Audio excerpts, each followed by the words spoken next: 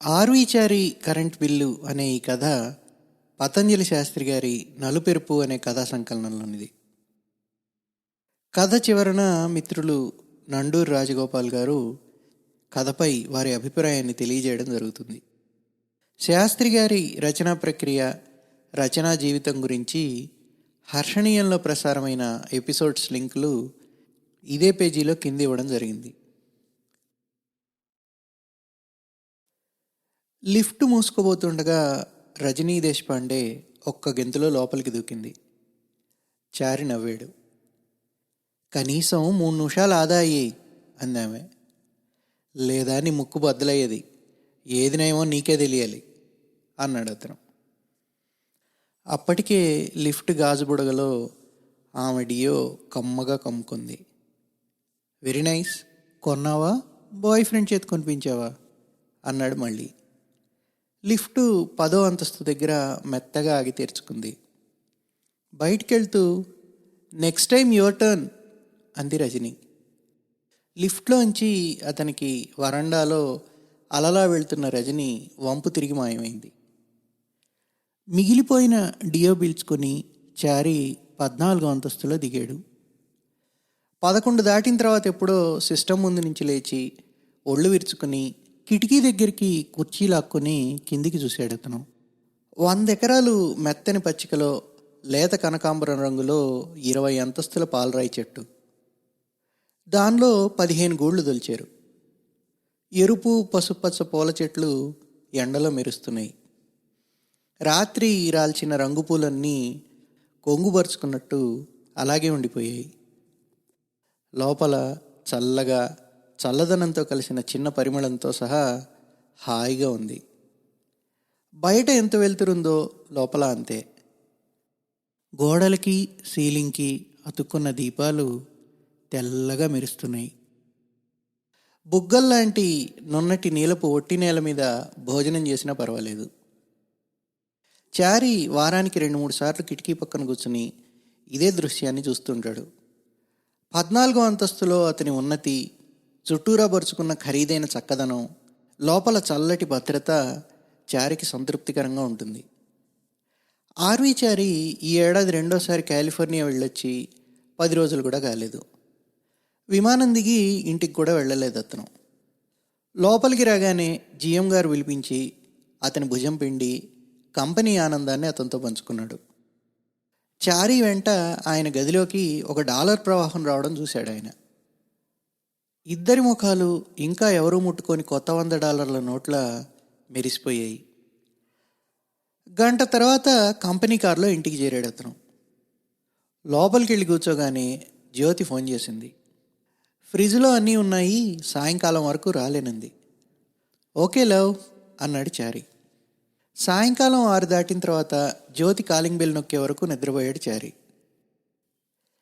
నీలపు డబ్బాలోంచి చల్లటి బీరు గొటక వేస్తూ ప్రాజెక్టు గురించి చెప్పాడు అతను. సంతోషం వెచ్చటి వెలుతురు వలయంలా వాళ్ళిద్దరి చుట్టూ పరుచుకుంది. ఫోన్ మోగింది. సున్నితంగా స్పష్టమైన గలగల. ఫోన్ మాట్లాడి కూర్చోగానే అలీ లోపలికి వచ్చాడు. ఏరా, జేబులో చేయి పెట్టి కరెంటు బిల్ రసీదు, మిగిలిన $280 టేబుల్ మీద పెట్టాడు అలీ. రసీద్ చూశాడు చారి.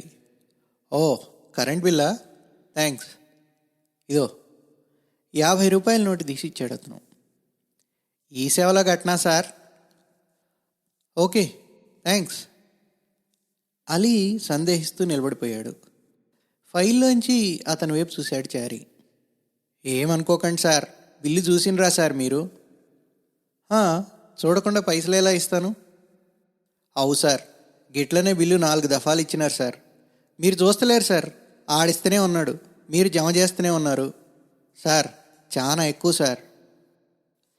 కొన్ని క్షణాల వరకు అలీ ఏమంటున్నాడో అర్థం కాలేదు చారికి. చివరికి లోపలికి దిగిన తర్వాత అన్నాడు, అదే ఇంట్లో ఉండం కదా, అంతకుముందు నెలదే వేస్తున్నాడేమో. అట్లయితే లేదు సార్, చాలా ఎక్కువ బిల్లు సార్. మీరు అడగండి సారు, ఎన్ని పైసలు ఇస్తారు సార్? అప్పుడు అతని వైపు చూశాడు చారి. అలీ పెదాలు వంపు తిరిగి ఉన్నాయి. అతని కళ్ళల్లో నల్లటి నింద అతనికి తెలియకుండానే కళ్ళ నిండా పరుచుకునుంది. అతని కళ్ళల్లోకి చూడడం ఇబ్బందిగా ఉంది. అలీ చూపులు వీపు మీద సూదిలా గుచ్చుకున్నాయి. చారి మనసులో ఉక్కబోసినట్టు అయింది. ఫైల్ చూస్తూ ఓకే అన్నాడు అతను. అలీ వెళ్ళబోతూ చిన్న నవ్వుతూ అన్నాడు, అవన్నీ నాకు 3 నెలల జీతం లెక్క సార్. తల అడ్డంగా ఊపుతూ అలీ వెళ్ళిపోయాడు. సూది బాగా లోపలికి దిగిపోయింది. చిల్లర నోట్లు పర్సులో పెట్టుకుంటూ బిల్లుల వైపు చూశాడు అతను. దానికి మీటర్కి డబ్బుకి సంబంధం అతను ఎప్పుడూ ఆలోచించలేదు. ఎంతైందో చూసి అలీకి డబ్బులు ఇచ్చి మర్చిపోవడం చారీకి అలవాటుగా వస్తుంది. ఇప్పుడు బిల్లు చూస్తుంటే అతనికి ఆశ్చర్యంగానే ఉంది. కాసేపు దాని వైపే చూస్తూ ఉండిపోయాడు. మనసులో ఉక్క ఎక్కువగానే ఉంది. మళ్ళీ ఫోన్ మోగింది. ఈసారి ఫోను చెవిలో గలగలమన్నట్టుంది.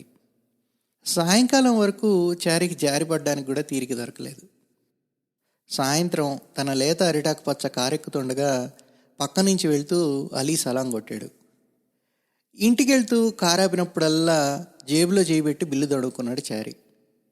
కడుపులో ఏమీ బాగాలేనట్టు అనిపించింది. టీ ఇవ్వనా అంది జ్యోతి. తల ఊపాడు అతను. ప్యాంట్లోంచి చొక్కా బయటికి లాగి విప్పి పక్కన పడేశాడు. టీ తెచ్చిచ్చిందామె. ఓ గుక్క మింగి కప్పు టీపాయ్ గ్లాస్ మీద పెట్టి చొక్కా జేబులోంచి బిల్లు తీసి ఆమెకిచ్చాడు అతను. కరెంట్ బిల్లు కట్టాడా అలీ? కట్టాడు. జ్యోతి, బిల్ చూసావా? బిల్లే ఉంది సార్ చూడ్డానికి. బిల్లు తన చేతిలోకి తీసుకుని చూస్తూ అన్నాడు చారి. మన ఇద్దరం చూడడం లేదు. 3-4 నెలల నుంచి చాలా ఎక్కువ బిల్లు పడుతుంది. మనకి అందులో సగం కూడా అవదు. అతని కనుబొమ్మల మధ్య చిరాకు ముడతపడ్డం చూసిందామె. అతని వైపే చూస్తూ ఏమీ అనలేదామె. వాడు గమనించి చెప్పాడు, it's a lot of money. నేను చూడలేదు. అవును, అంటే మామూలుగా చూడం కదండి. ఏ బిల్ వచ్చినా మనీ ఎంతో చూసి మీరో నేనో ఇస్తాం కదా. బహుశా ఎక్కడో పొరపాటు జరిగే ఉంటుంది. పోనీ ఓసారి కంప్లైంట్ చేసి చూడండి. తల ఊపాడు అతను. కానీ లోపలి ఉక్క ఫ్యాన్ గాలికి శాంతించడం లేదు. ఓకే, పాత బిల్స్ ఉన్నాయేమో చూడోసారి. అతని వైపోసారి చూసి లేచి వెళ్ళిందామె. టేబుల్ సొరుగులో ఏవీ లేవు. కానీ సీడీల పెట్టె కింద 4 విడి 100 రూపాయలు దొరికాయి. లేవు, డబ్బులు దొరికాయి అందామె. అలీ సూది పొడుగు పెరిగింది మరీ లోపలికి. బిల్స్ లేవా, మనం ఉంచడం లేదా? చారి ముఖం కొద్దిగా ఎర్రబారడం గమనించిందామె. ఎక్కడో పెట్టినా పట్టించుకోం కదా, పేమెంట్ అవగానే పడేస్తుంటాం. పైగా వాటి అవసరం ఎప్పుడూ రాలేదు. ఒక్క ట్యాక్స్ కాగితాలనే ఫైల్ చేస్తాను. ఏంటి అలా ఉన్నారు, ఏమైంది? టీ దాగి కప్పు టేబుల్ మీద పెట్టేసి దరిదాపు మామూలుగా అన్నాడు చారి. ఏం లేదు, తెలుసుకోవాలనిపించింది అంతే.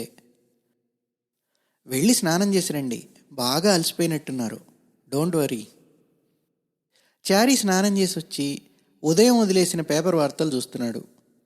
పేపర్ నిండా దుర్భిక్షం పరుచుకుని ఉంది. నీటి మేఘాలన్నీ చుట్టుకుని హిమాలయ సానువుల్లోకి వెళ్ళిపోయాయి. ఆకాశం భగ్గున మండుతోంది. వేసవిడేగా మళ్ళీ రెక్కలు పరుచుకుంటోంది. రెండోది ఆర్థిక మాంద్యం, మొన్నటి ఉల్లిదోశలాగా. ఆర్థిక మంత్రి చక్కటి చిరునవ్వు కలిపిన ఇంగ్లీష్లో సొరంగం చివర సూర్యుడు కూర్చున్నాడని, భయం లేదని చెప్తున్నాడు. కథకి అవసరం అనుకుంటే తప్పకుండా బికినీ వేసుకుంటానంటోంది పెద్ద తార. పేపర్ పక్కన పడేసి టీవీ తెరిచాడు చారి. పంజాబీ డ్రెస్ వేసుకుని పక్కనే వచ్చి కూర్చుంది జ్యోతి. డ్రెస్ వైపు చూస్తూ ఏమిటన్నట్టు చూశాడు అతను. చెప్తాగా అంది జ్యోతి. న్యూస్ రీడర్ ఎర్రటి చక్కటి పెదాలు రాష్ట్రంలో దుర్భిక్ష ప్రాంతాలని, చుక్క వర్షం పడని తెలంగాణ ప్రాంతాలని చప్పరిస్తున్నాయి. తెర మీద పొలాలు విచ్చిపోయాయి. లావుపాటి ఎమ్మెల్యే మరో 5 మండలాల్ని కరువు పీడిత ప్రాంతాలుగా గుర్తించాలంటున్నాడు. హైదరాబాద్లో రిలయన్స్ మాల్ వెలుగుదీవి. చేతుల్లో ప్లాస్టిక్ సంచులతో పక్కనే పిల్లలతో మెరుస్తూ బయటకు వస్తున్నారు. లోపల చక్రాల బళ్ళల్లో చిన్నపిల్లల్ని సరుకుల్ని హాల్లో వరుసల మధ్య తిప్పుతున్నారు. పెద్ద పెద్ద ఏనుగులు, ఎలుగులు, జిరాఫీలు వాటి కళేబరాల్లా ప్లాస్టిక్ సంచుల్లో నిలబడి చూస్తున్నాయి. కూరల దగ్గర హడావుడిగా ఉంది. తెలుపు నీలం ప్లాస్టిక్ కవర్లలో అలాగే ఉన్న అమ్మాయి 4 చేతులతో కూరగాయలు అందిస్తుంది. చటుక్కున కెమెరా కూరల బళ్ళ దగ్గరికి వెళ్ళింది. ప్లాస్టిక్ బుట్టల్లో కూరగాయల్ని చుట్టుముట్టున్నారు మహిళలు. బళ్ళ కింద కేబేజీ చర్మాలు, వంకాయలు, చితికిన టొమాటోలు పడున్నాయి. బెండకాయలు చివరి భాగం విరుస్తుంటే ఒప్పుకోవడం లేదు కూరలవాడు. చేతిలో కూరల సంచితో ఒక ఆమె కెమెరాలోకి వచ్చింది. వరుసకి ఆమె కూరగాయల ధరలు ఏకరువు పెట్టింది. ధరలు ఇలాగే ఉంటే సామాన్యులందరూ గడ్డి కొనుక్కొని వండుకోక తప్పదంటుంది. రెండో పూట తినే అవకాశం లేదని, పిల్లలకి పెట్టి మంచినీళ్ళు తాగి పడుకునే రోజు వస్తుందని చెప్పి వెళ్ళిపోయింది ఆమె. 2 చేతులతో, వీలైతే 4 చేతులతో లంచాలు తింటే తప్ప బతకలేని పరిస్థితి ఏర్పాటు చేస్తున్నారన్నాడు ఒక ఉద్యోగి. సూది తీవ్రంగా పనిచేస్తోంది. నాన్న కడుపు అలారంలా పనిచేసేది. ఓ కంట్లో భూతద్దం పెట్టుకుని బంగారం పని చేస్తున్న 11 అయ్యేసరికి ఓ గావు కేక పెట్టేవాడు సుబ్బాచారి. అన్నం కూర అన్నీ వేడిగా ఉంటేనే తినేవాడు అతను. మొత్తానికి వారానికి 3 రోజులైనా పెరట్లో కూరలు, ఆకుకూరలు తెంపి వండేది అమ్మ. సుబ్బాచారికి రాబడి కంటే ఎన్నో రెట్లు ఎక్కువ మంచి పేరుండేది. తనతో అనేవాడు, పోయి చదువుకో ఎదవా, దీని జోలికి రామాక. కంచు గ్లాసు నిండా అప్పుడప్పుడు సగ్గుబియ్య పరమాన్నం పెట్టేదమ్మ. చారి నోరు తీయబడింది. తను ఇంజనీర్ అవ్వడం చూడలేదామె. ఓసారి సెలవులకు వచ్చినప్పుడు అమ్మకేమీ బాగాలేదని చెప్పాడు నాన్న. ఓ రాత్రి తను పాయసం తాగే గ్లాసులోంచి ఏదో గుటక వేస్తూ చటుక్కున అన్నాడు ఆయన, బాగా బలంగా ఉండే ఆహారం 2 పూట్లా పెడితే లేచి బాగా తిరుగుద్దంట. ఆమె లేచి తిరగలేదు. మీరు న్యూస్ చూస్తున్నారా అంది జ్యోతి. ఉలిక్కిపడ్డాడు అతను. ఏం చేసావు ఈ పూట? అదే చెప్తానన్నాను, ఏం చేయలే. బయటికి పోదాం. ఆకలిగా ఉందా? లేదు, కాసేపు ఆగి వెళ్దాం. ఎక్కడికిట? చైనీస్. రైట్, ఎటొచ్చి దూరం. నేను డ్రైవ్ చేస్తాలే. న్యూస్ చూసారా? ఇబ్బందిగా నవ్వాడు చారి. కూరల ధరలు అమ్మని గుర్తు చేశాయి. ఆవిడెవరో అన్నట్టు అమ్మ గడ్డి కూర చేసిన అమృతంలో ఉంటుంది. పదండి. ఏ? మీరేదో ఆలోచిస్తున్నారు, డ్రైవింగ్లో మర్చిపోతారు. చల్. బట్టలు మార్చుకుని పర్సు జేబులో పడేసుకొని ఇద్దరు బయటపడ్డారు. కార్ల ఆటోల ఎదురు ప్రవాహాన్ని చీల్చుకుంటూ చైనీస్ రెస్టారెంట్ చేరడానికి 45 నిమిషాలు పట్టింది. లోపల చల్లగా ఉన్న ఇద్దరూ చల్లబడ్డానికి 10 నిమిషాలు పట్టింది. తనకిష్టమైనవి వెంటనే ఆర్డర్ చేసింది జ్యోతి. చారి మెన్యూ కార్డు తెచ్చాడు. సూపు దగ్గర నుంచి అనుకోకుండా ఎదురుగుండా ఎర్రటి అంకెల్లో మెరుస్తున్న ధరలు చూస్తున్నాడు అతను. ఎప్పుడూ ధరలు చూడడం అలవాట్లేదు అతనికి. ఏదో ఒకటి చెప్పండి. ముందు సూప్ చెప్పి మళ్ళీ అలీలా ధరల పట్టా వైపు కళ్ళు పెద్దవి చేసి చూస్తుండిపోయాడు. ఆమె ఆర్డర్ చేసిన పదార్థాల వైపు చూశాడు అతను. అంకెలు ఎర్రగా తళుక్కుమన్నాయి. అలాగే మెన్యూ తిరిగేస్తూ వెనక్కి వాలాడు చారి. అలీ సూది కలుక్కుమంది. మెన్యూ బట్టి పెడుతున్నారా? లేదు. ఇక్కడ 3 ఫ్యామిలీ భోజనం చేస్తే ఎంత అవుతుంది? అతని వైపు చిత్రంగా చూసింది ఆమె. అతనే అన్నాడు, ఒక పూట భోజనం చాలామంది నెల జీతం అంత అవుతుంది. ఆమె అలాగే అతని వైపు చూసింది. మళ్ళీ కార్డు చూస్తున్నాడు అతను. సరే, ఆర్డర్ క్యాన్సిల్ చేయండి, వెళ్ళిపోదాం. చటుక్కున తలెత్తి చూశాడు అతను. సారీ. ఆమె మెనూ తీసుకుని దూరంగా పెడుతూ అంది, అందరి ఆదాయం ఖర్చు ఒకలా ఉండవు. కానీ రాత్రి పడుకోబోతూ అనుకున్నాడు చారి, పెట్రోల్ ఖర్చు భోజనం ఖర్చుతో అలీ నెలపైగా బతకగలడేమో. బిల్లు అలీకి తెలిస్తేనో. అలీ జీతం ఎంత ఉంటుంది? కళ్ళు మూసుకున్నాడు చారి. ఎవరో భుజం తడుతున్నారు. Sir, sir. అలీ గొంతు. గుర్తుపట్టగానే చటుక్కున మెలకు వచ్చింది చారికి. చిన్న నీలం బల్బు కాంతి. జ్యోతి అటు తిరిగి నిద్రపోతుంది. పడగ్గది నీలంగా ఖాళీగా ఉంది. మళ్ళీ ఎప్పుడో కానీ నిద్రపట్టలేదు అతనికి. 7 దాటిన తర్వాత ఏదో మెత్తటి చెయ్యి బుగ్గ మీద పడింది. బరువుగా కళ్ళు తెరిచాడు చారి. 7 దాటిపోయింది, సారీ. కాఫీ తాగుతూ గబగబా పేపర్ పేజీలు తిప్పుతుండగా కాలింగ్ బెల్ మోగింది. లేచి తలుపు తీయగానే నేనే సార్ అంటూ లోపలికి వచ్చాడు కిషన్. వంటింట్లోంచి వచ్చింది జ్యోతి. నేనమ్మా, ఏం కావాలా? ఫ్రిడ్జ్ తలుపు తీసి చూసి 4 కూరలు చదివింది ఆమె. అందించిన బుట్ట తీసుకుని వెళ్ళిపోయాడు కిషన్. చారి కాఫీ తాగి పేపర్ తిరిగేసే లోపల కూరలతో వచ్చాడు కిషన్. వంటింట్లో బుట్ట పెట్టి వచ్చి గుమ్మం యువతలే చిరునవ్వుతో నిలబడ్డాడు అతను. చారికి అర్థమైంది. నెలైందా అప్పుడే అన్నాడు అతను. మీరు లేరుగా సార్, అమ్మగారిని అడగలేదండి, నెల దాటిపోయింది అంటూ జేబులోంచి చిన్న పుస్తకం తీసి ఎంత అయిందో చెప్పాడు. డబ్బులిచ్చి పంపేసి సోఫాలో కూలబడిపోయాడు చారి. లేవండి, అలా కూర్చుండిపోయారే? చాలా అయినట్టుంది జ్యోతి. కూరలా అలాగే ఉన్నాయి అని వెళ్ళిపోయింది ఆమె. చారికి పచ్చికాకరకాయ నవ్వులుతున్నట్టుంది. లేచి లోపలికి వెళ్ళి బుట్టలో కూరగాయలు చూస్తూ, ఈ చిక్కుడుకాయలు ఎంత? ఏమో, వాడు ఎక్కువ చెప్పడండి. తూకం సరిగ్గా ఉంటుందా? గుప్పిడి నిండా చిక్కుళ్ళు తీసుకున్నాడు అతను. ఎన్నాళ్ళ నుంచో ఇస్తున్నాడు కదండి, మీరు స్నానం చేసి రండి. కేబేజీ ముక్క చేతిలోకి తీసుకొని చూశాడు చారి. పేపర్ వెయిట్ అంతుంది. కారు పార్క్ చేసి మెట్లెక్కబోతుండగా గుడ్ మార్నింగ్ సార్ అన్నాడు అలీ. వెనక్కి తిరిగి చూశాడు చారి. చేతిలో పసుపచ్చ గుడ్డతో నవ్వుతూ నుంచున్నాడు అలీ. క్షణం అతన్ని చూసి తల ఊపి వెళ్ళిపోయాడు చారి. అలీ సూది అలాగే ఉండిపోయింది. అప్రయత్నంగా అతని కనుబొమ్మలు ముడిపడ్డాయి. తరువాత చాలా గంటలు వాచీలో సెకన్ల ముళ్ళు మింగినట్టు పనిచేశాడు అతను. సాయంత్రం ఇంటికి వెళ్తుండగా జ్ఞాపకం వచ్చింది అతనికి. ఎడంచేతి వైపు తిరిగి వెనక్కి వెళ్ళి గల్లీలో పళ్ళ దుకాణం యువతలుగా కారు దిగాడు.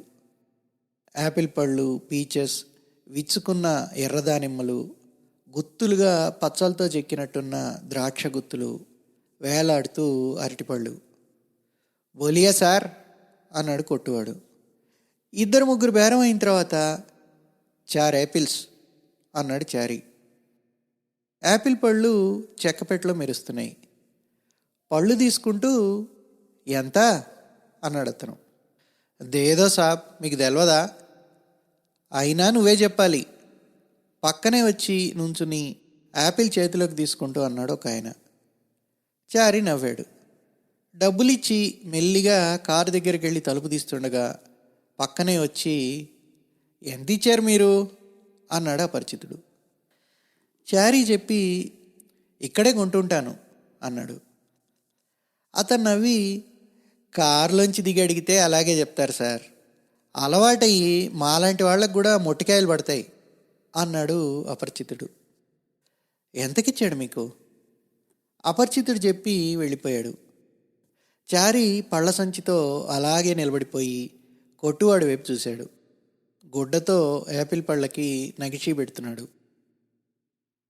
రాత్రి భోజనం చేసి టీవీ చూస్తుండగా పక్కనే ప్లేట్లో యాపిల్ ముక్కలు పెట్టింది జ్యోతి. ఓ ముక్క చేత్తో తీసుకుని వీళ్ళందరూ మనల్ని మోసం చేస్తున్నారు జ్యోతి అన్నాడు చారి. ఎవరిని? అతనేం మాట్లాడలేదు. తినరే అందామె. మర్నాడు మధ్యాహ్నం లంచ్ అయిన తర్వాత హాల్లోకి వచ్చాడు చారి. కిటికీ దగ్గరికి వెళ్ళి నీల పద్దల్లోంచి బయటికి చూశాడు. ఎండ తెల్లగా సంతోషంగా చెలిస్తోంది.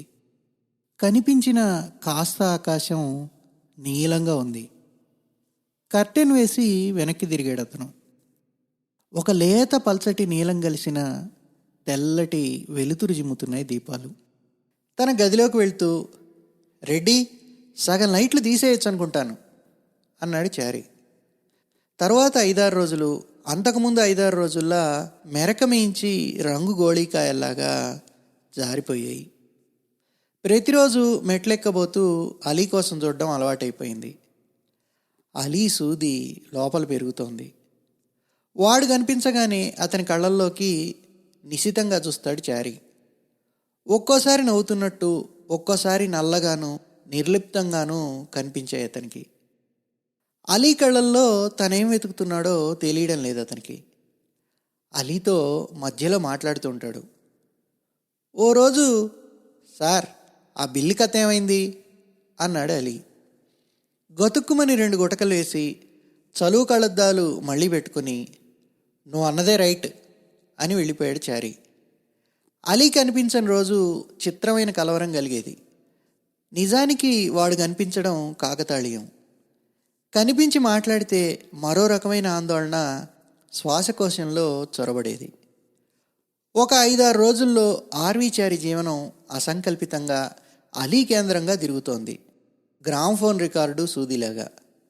ఒక నిశ్శబ్దం అలీ సూది వల్ల ధ్వని వలయాలుగా అతన్ని కలవరపెడుతోంది.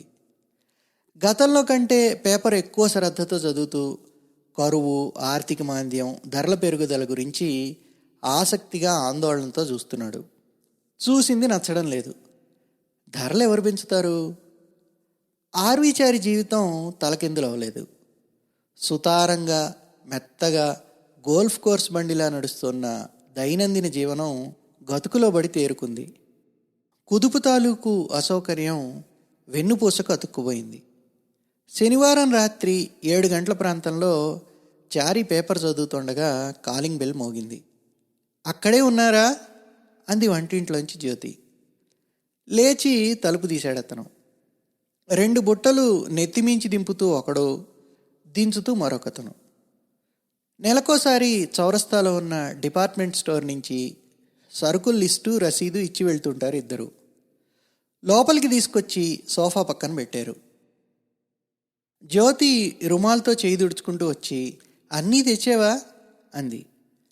ఇద్దరిలో పెద్దవాడు పొడవాటి సరుకుల లిస్ట్ ఇస్తూ, చెక్ చేస్తారా మేడం అన్నాడు. తర్వాత చూసి ఫోన్ చేస్తా కానీ సార్ పైసలు ఇస్తారు, తీసుకెళ్ళు. సరే అమ్మా. ఆమె లోపలికి వెళ్ళిపోయింది. లిస్టు తీసుకుని సరుకుల బుట్టల్ని దగ్గరికి లాక్కున్నాడు చారి. చూస్తారా సార్, తీయమంటారా అన్నీ? చారి లిస్టు చివర అంకెల్ని చూస్తున్నాడు. ఈ నెల ఎక్కువైనట్టుందే అన్నాడు అతను. తక్కువైంది సారు మీ బిల్లు. క్రితం నెల బిల్లు తను చూడలేదు. లిస్టు అలీసూదికి గుచ్చుకుంది. చారి లోపలికి వెళ్ళి డబ్బు తీసుకొచ్చి అతని చేతిలో పెట్టాడు. జేబులో గుక్కుని చిల్లర చూసుకుని, సార్ నమస్తే సార్ అంటూ వెళ్ళిపోయారు ఇద్దరు. కొన్ని వస్తువులు బయటికి తీసి చూశాడు చారి. జీడిపప్పు, కిస్మిస్, అగరొత్తుల డబ్బాలు, కందిపప్పు. బుట్ట పక్కకు పెట్టేశాడు అతను, లిస్ట్ అంతా పొడవాటి నిట్టూర్పు విడిచి. టీవీ తెరిచాడు చారి. తెర వెలిగింది. పెంకుటింటి ముందు 2 చాపల మీద 2 మృతదేహాలు, చుట్టూరా జీవుల వలయం. ఏడుపులతో టీవీ బద్దలైనంత పనైంది. అప్పులు తీర్చే అవకాశం లేకపోవడంతో భార్యాభర్తలిద్దరూ జీవితంతో రుణం తీర్చేసుకున్నారు. 4-5 సార్లు 4-5 కోణాల నుంచి మృతదేహాలని చూపించారు. ఛానల్ మార్చి సోఫాలో వెనక్కి వాలేడు చారి. మెత్తగా నిశ్శబ్దంగా వేగంగా తిరిగే ఫ్యాను హఠాత్తుగా చిన్న శబ్దం చేయడం మొదలు పెడితే ఎలా ఉంటుందో చారి పరిస్థితి అలాగే ఉంది. తుడిచినా కడిగినా తలకిందులు చేసినా శబ్దం ఎందుకు ఎక్కడి నుంచి వస్తుందో తెలీదు. చెవులు బద్దలయ్యి గుండెలే తప్పే శబ్దం కాదు, కానీ రాకూడని శబ్దం.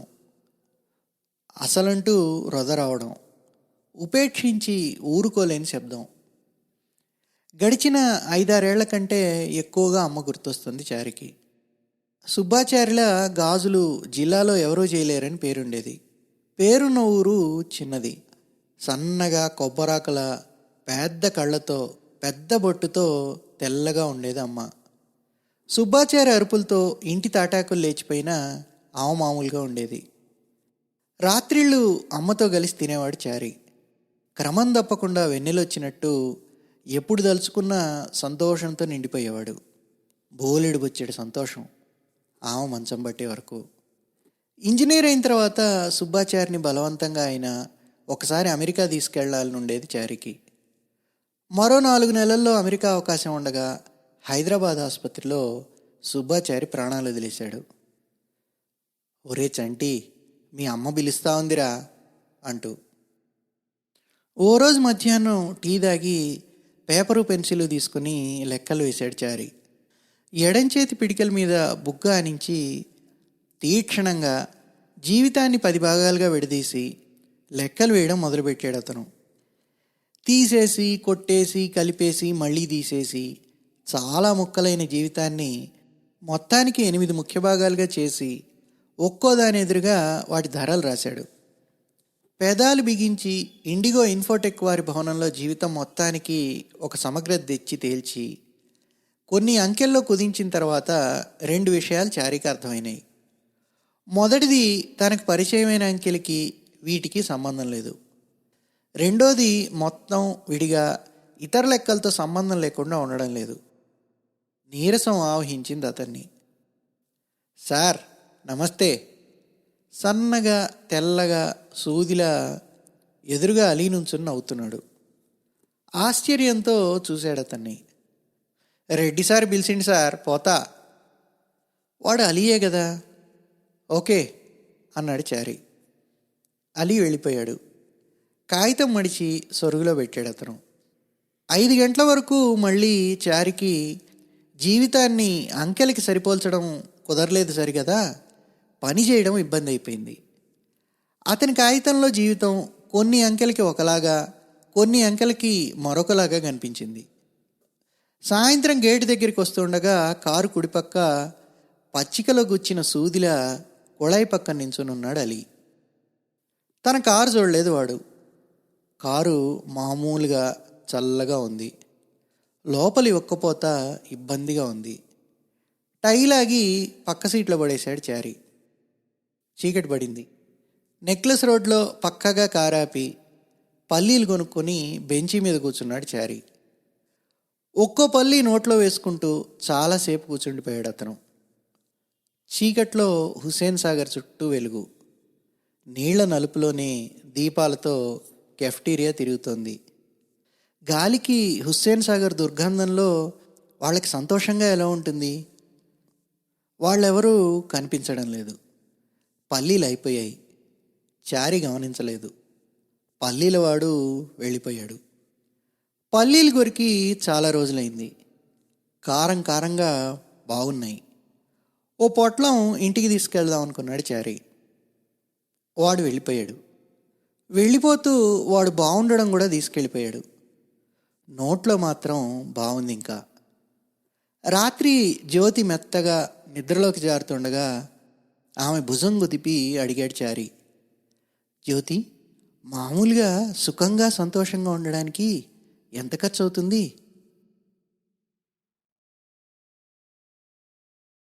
కథలంటే నాకు చాలా ఇష్టం.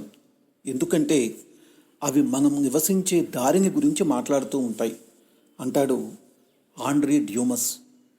నాకు పతంజలి శాస్త్రి గారి కథలు చదివినప్పుడల్లా ఆండ్రీ డ్యూమస్ గుర్తొస్తూ ఉంటాడు.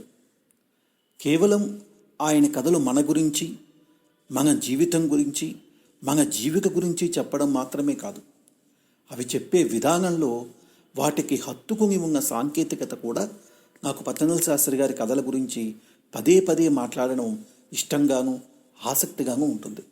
ప్రస్తుతం ఆర్వి చారి కరెంటు బిల్లు అనే ఒక కథని మచ్చుకు చూద్దాం. పతంజలి శాస్త్రి గారి కథలు 2 రకాల పనులు చేస్తాయి. ఒకటి, వస్తు ప్రాధాన్యతను ఏమాత్రం తగ్గించకుండా ఉండడం. రెండవది, ఆ వస్తువుని చాకచక్యంగా నైపుణ్యంగా పాఠకుడిలోకి నేరుగా తర్జుమా అయ్యేటట్టుగా చూడడం.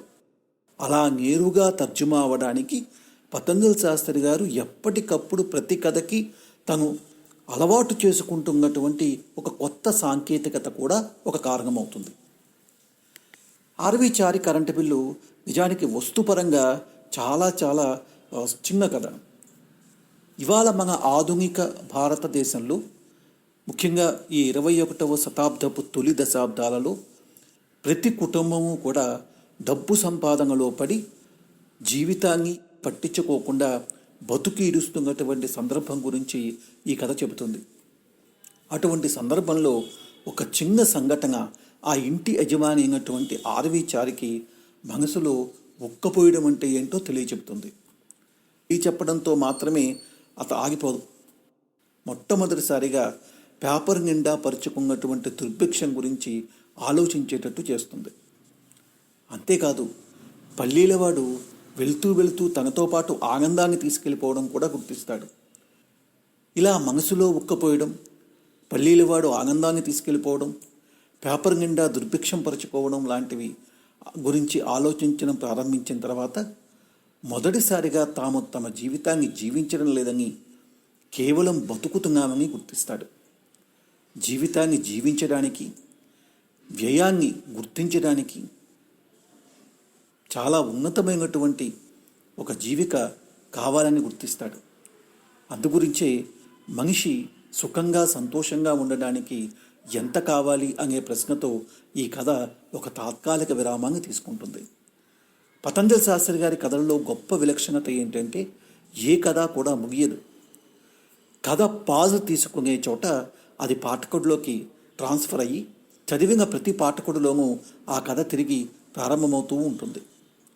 అంటే ప్రతి కథ కూడా పాఠకుడి మనసులో స్థిర నివాసం ఏర్పరచుకుని ఎప్పటికప్పుడు మనం ఆనందంగాను సంతోషంగాను ఉండడానికి ఎంత కావాలి అనే ఒక జీవితపు ఎరుకను మర్చిపోకుండా హెచ్చరిస్తూ ఉంటుంది.